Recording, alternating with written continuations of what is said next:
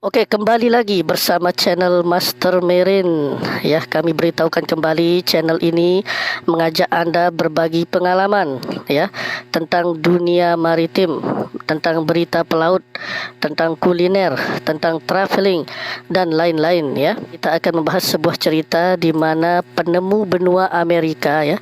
Penemu benua Amerika tahun 1942 itu bukanlah Columbus ya. Itu bukanlah Columbus. Oke, berikut sejarahnya ya guys ya. Jadi butuh waktu 375 tahun ya guys ya bagi para ilmuwan untuk menemukan benua ke-8 di dunia ya. Walaupun keberadaannya selama ini ada di depan mata, namun hingga kini misteri masih menyelimutinya. Pada tahun 1642 ya, Abel Tasman sedang menjalankan sebuah misi ya.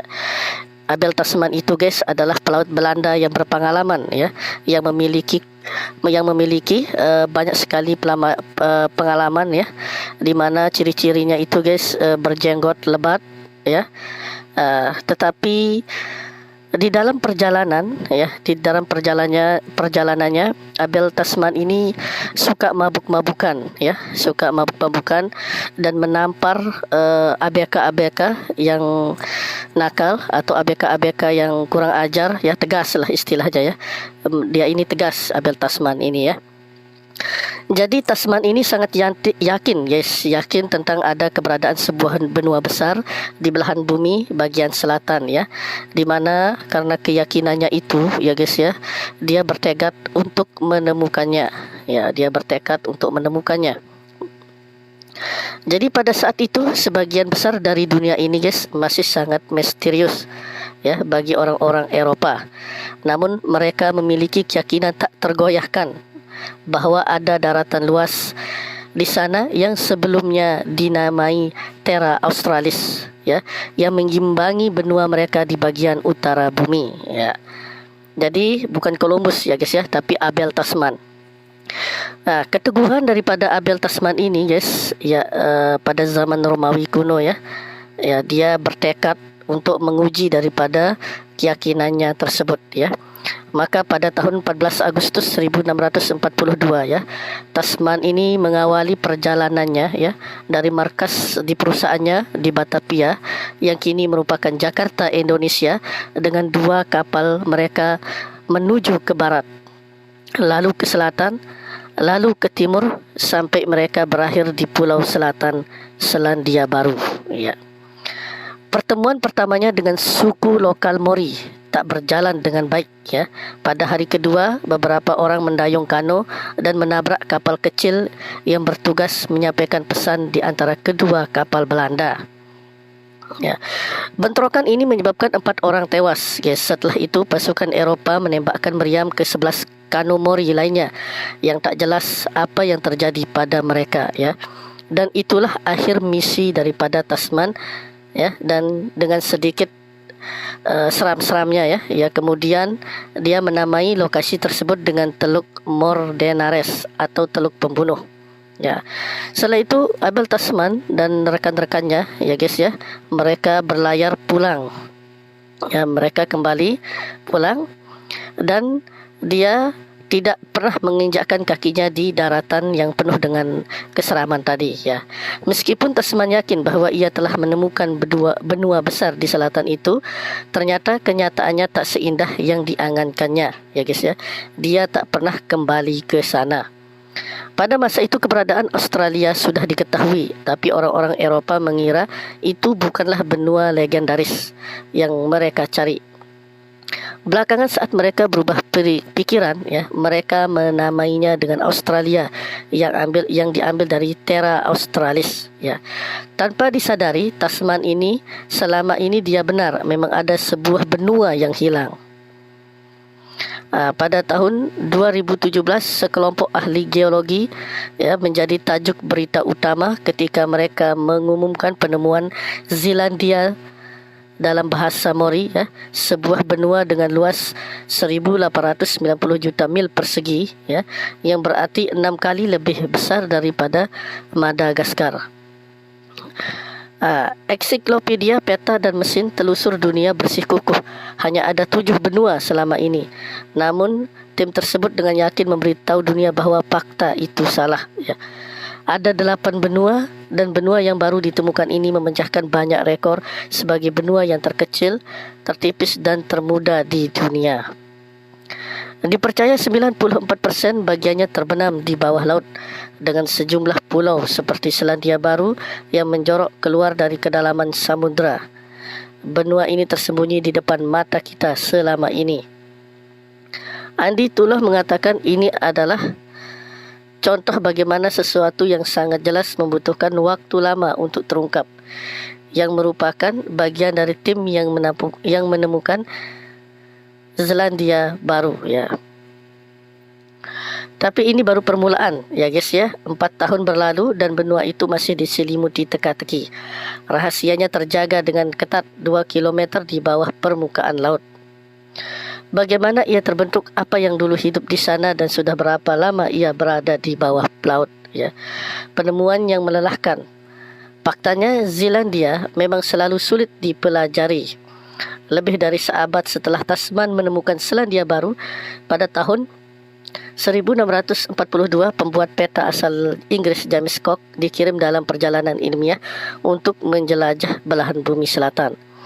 Perintah resminya adalah mengamati orbit Venus di antara bumi dan matahari untuk menghitung seberapa jauh jarak matahari. Tetapi dia juga membawa sebuah amplop tertutup yang hanya boleh dibuka setelah tugas pertamanya selesai. Di dalam amplop tersebut, misi rahasia yang memerintahkannya menemukan benua selatan dipercaya, di mana James Cook berlayar di atas benua ini sebelum mencapai Selandia Baru. Petunjuknya pertama keberadaan Zealandia dikumpulkan oleh naturalis Skotlandia Sir James Hector yang melakukan serangkaian pelayaran untuk guna mensurvei sejumlah pulau lepas di pantai selatan Selandia Baru pada tahun 1895. Setelah mempelajari keadaan geologi mereka, dia menyimpulkan bahawa Selandia Baru adalah sisa dari barisan pegunungan yang membentuk puncak dari sebuah wilayah benua besar yang membentang jauh ke selatan dan timur dan yang sekarang tenggelam.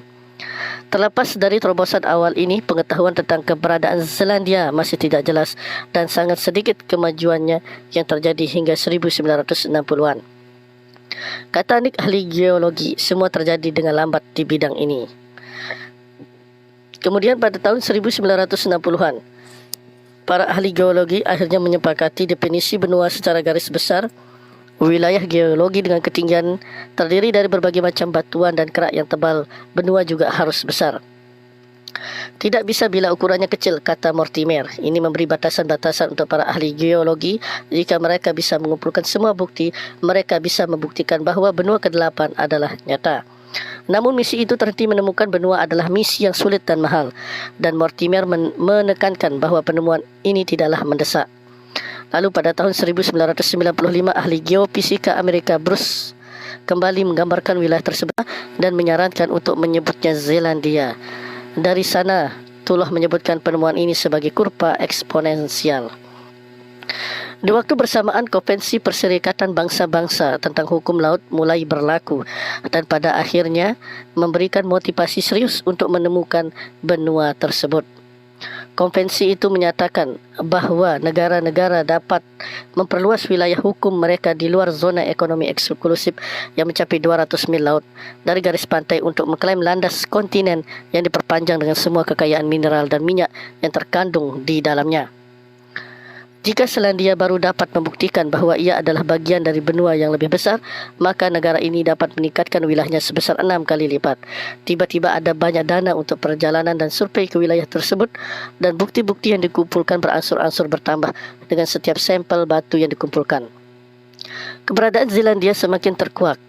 Perkembangan terakhir datang dari data satelit yang dapat digunakan untuk melacak variasi kecil dalam gravitasi di berbagai bagian kerak bumi untuk memetakan dasar laut. Dengan teknologi ini, Zealandia jelas terlihat sebagai massa berbentuk aneh dengan ukuran nyaris sebesar Australia. Saat keberadaan benua tersebut akhirnya dibuka pada dunia, terbuka jugalah wilayah maritim terbesar di dunia. Ini agak keren, ujar Mortimer. Jika Anda memikirkannya, setiap benua di planet ini memiliki beberapa negara berbeda, tapi hanya ada 3 negara di Zealandia. Selain Zealandia Baru, benua ini mencakup Pulau Caledonia Baru, koloni Perancis yang terkenal dengan laguna mempesona dan wilayah kecil milik Australia, Pulau Lord, dan Piramida Bal. Wilayah yang terakhir tersebut digambarkan oleh seorang penjelajah abad ke-18 sebagai tampak tidak lebih besar dari sebuah perahu. Pergangan misterius Zelandia pada mulanya merupakan bagian dari superkontinen kuno Gondwana yang terbentuk sekitar 550 juta tahun lalu dan pada dasarnya menyatukan seluruh daratan di belahan bumi bagian selatan. Ia terletak di sudut timur yang berbatasan dengan sejumlah wilayah lain termasuk separuh dari Antartika Barat dan seluruh bagian timur Australia. Sekitar 105 juta tahun lalu, karena proses yang belum sepenuhnya kita pahami, Zelandia mulai meregang. Kerak benua biasanya memiliki kedalaman sekitar 40 km, jauh lebih tebal dari kerak samudera yang biasanya memiliki ketebalan 10 km. Saat meregang, Zelandia tertarik sedemikian rupa sehingga kerak benuanya kini hanya 20 km ke bawah. Lama-kelamaan benua yang tipis itu tenggelam meski tak sedalam lempengan lautan biasanya dan menghilang ke bawah permukaan laut. Meski tipis dan tenggelam, ahli geologi kini menetapkan Zelandia sebagai benua karena jenis-jenis bebatuan yang ada di sana. Kerak benua cenderung terdiri dari batuan beku, metamorf dan sedimen seperti granit dan batu kapur, sementara dasar airnya biasanya terbuat dari batuan beku seperti basar. Saat superbenua terpecah, bagian-bagiannya menyebar ke seluruh dunia. Banyak dari tumbuhan purba masih hidup di hutan Dorrigo, Australia. Namun masih banyak yang belum diketahui. Asal-usul tak biasa dari benua ke-8 ini adalah hal yang paling menarik bagi ahli geologi dan banyak informasi yang masih sedikit membingungkan. Misalnya, masih belum jelas bagaimana Zelandia bertahan menjadi satu dengan ukuran kerak setipis itu dan tidak hancur menjadi benua mikro kecil. Misteri lain adalah kapan tepatnya Zelandia tenggelam dan apakah ia pernah pada kenyataannya menjadi tanah yang kering. Bagian-bagian saat ini berada di atas permukaan laut adalah punggung bukit yang terbentuk saat lempeng tektonik Pasifik dan Australia saling menabrak. Tullah berkata pendapat para ahli terbagi antara benua itu memang sudah selalu tenggelam kecuali sejumlah pulau kecil atau pernah sepenuhnya berada di atas permukaan laut. Ini juga menimbulkan pertanyaan tentang apa yang pernah hidup di sana. Dengan iklim sejuk dan wilayah seluas 39 juta mil, Gondwana adalah rumah bagi beragam flora dan fauna, termasuk hewan-hewan darat berkaki 4 pertama, juga hewan terbesar yang pernah hidup, Titanosaurus, dalam jumlah banyak. Jadi mungkinkah bebatuan Zelandia kini penuh dengan sisa-sisa kehidupan yang terawetkan? Perdebatan tentang dinosaurus, fosil-fosil hewan dapat jarang ditemukan di belahan bumi selatan, tapi sisa beberapa hewan ditemukan di Zelandia Baru pada tahun 90-an, termasuk tulang rusuk dinosaurus raksasa dengan ekor panjang dan leher panjang. Dinosaurus herbivora berparuh dan dinosaurus bertameng. Pada tahun 2006, tulang kaki dari seekor karnivora besar kemungkinan sejenis Allosaurus ditemukan di Kepulauan Chatham, sekitar 800 km sebelah timur Pulau Selatan. Ya, catatan penting, semua fosil ini berasal dari zaman ketika Zelandia sudah terpisah dari Gondwana.